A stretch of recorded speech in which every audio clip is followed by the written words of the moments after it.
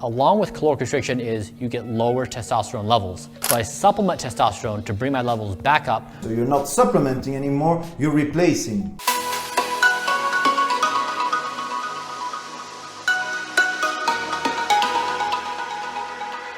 What's up folks, it's Uranus, we're in Brussels, welcome to another video. Today we'll be talking about Bryan Johnson. You've probably heard of him, he's a very successful American entrepreneur, probably with enough means to buy my own street here. From what I hear, he's a self-made man in the tech world. Now he's in the second half of his 40s and he's extremely popular on social media. He actually completely exploded in the last 2 years because of his anti-aging research. He's been spending tens and tens of millions on anti-aging. He calls it Project Blueprint. He wants to live as long as possible and diminish his biological age by decades with almost unlimited means to back this. Sometimes it's a little bit extreme, like injecting plasma from his own son just to rejuvenate his organs. Now, in his blueprint for longevity, he also included testosterone replacement therapy, but there are some big misconceptions there because Bryan claims to be only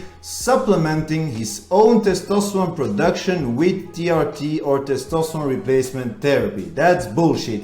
Now let's dive a little bit deeper into that. C'est parti.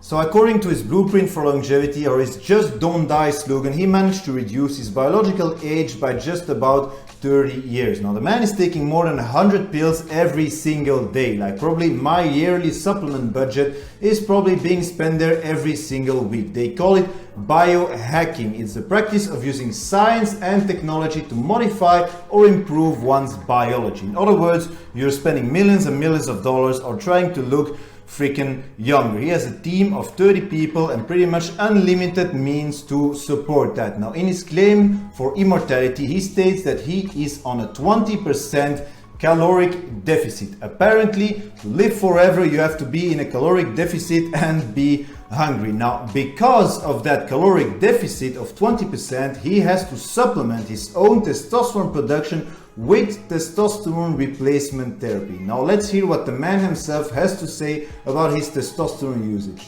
One of the most frequent questions I get is, do I supplement testosterone? Yes, I do. Part of Blueprint is I'm on a 20% caloric restriction diet. Along with caloric restriction is you get lower testosterone levels. So I supplement testosterone to bring my levels back up to normal range. When we do these things, we track many things for safety and efficacy. One of these markers is free testosterone index. Over the past couple of years, as we've optimized for caloric restriction, we've reduced my biological age by 20 years on that marker. It seems Bryan is claiming to supplement his own natural production with exogenous testosterone. Now that is complete bullshit. You can't supplement with testosterone replacement therapy. It just doesn't work like that. The definition of a supplement is something you add on top of something else. With TRT, you are completely replacing what your body should have been producing. That's why TRT is also a long-term commitment. You can't just think I'm going to add more testosterone on top of what I'm actually naturally producing, because you will shut down your HPTA and no longer produce anything. So what is the point of longevity and creating a program where you are going to be in a caloric deficit and you're going to create a low testosterone environment in your body, and then you're going to introduce pharma and chemicals to get your testosterone back? Isn't the definition of longevity and health giving your body exactly what it needs to have its primary function actually intact for longevity? And personally, I don't know anyone who would want to live on a caloric deficit all year round. I mean, you're depriving yourself of calories and then you're introducing a needle into your ass to compensate for that caloric restriction. It doesn't seem like the purpose of longevity right here. Now, talking about needles, let's see what he has to say about his form of testosterone usage. What would your testosterone be at without the supplementation? Have you got any idea? Because you're walking around at 5% body fat, heavy caloric restriction. We hover around 800. We hover around normal, but that's with, I think it's 9 units a day of testosterone. It's 2 mg patch. I think each one converts into like 9, something like that. That's a dermal patch of testosterone. Mm-hmm. I've never heard of being a delivery mechanism for testosterone before. Is that common? It works. Yes. I mean, it keeps my levels steady. You just don't take TRT to compensate for your dietary restriction. By the way, this is what 5% body fat looks like on Tristan Lee. He's probably doing a bit of biohacking on its own, but whatever. I mean, Bryan, is quite low on body fat, but he isn't as low as 5%. Now let's get back to the testosterone. So he's taking the topical testosterone in the form of transdermal patches. Now, of course, it's quite difficult to talk about the dosages because your skin absorbs quite differently. He's talking about 9 units of testosterone, but that doesn't mean anything. You know, when you're injecting, it's much more precise to know what testosterone you're going to absorb. He says with his supplementation of testosterone, he's achieving levels of 800 nanograms per deciliter, which is on the higher level of the normal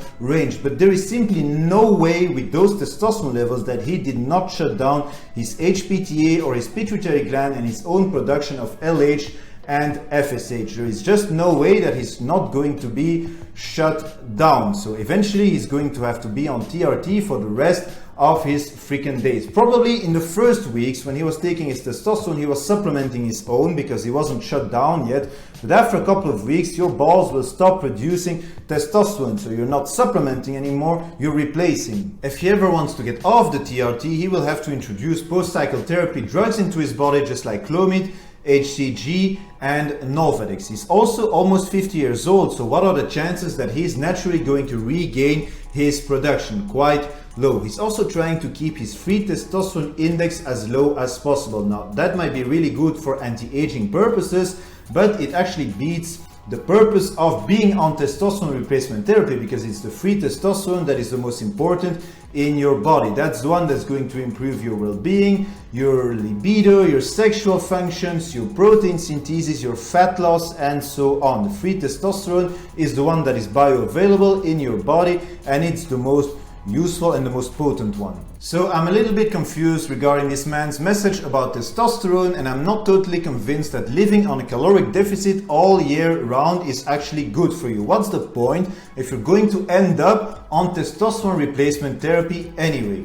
This is what the man looked like before all his anti-aging campaign started. Now, I'm not criticizing the general idea of his program and of his anti-aging and his blueprint and so on, because I actually find it fascinating and really useful stuff. I really do think that his research could benefit all of us on the long term. I just really hate it when people misunderstand how testosterone replacement therapy works and when you should consider this type of treatment. Time will tell if this man's plan works and he's still alive in the next century. What do you guys think? Will he still be alive in 40 years on a caloric deficit and probably still on testosterone replacement therapy?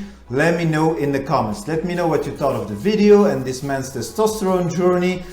Kindly do the YouTube thing, subscribe to my channel, give me a thumbs up, and I'll catch you on the next one. Uranus out.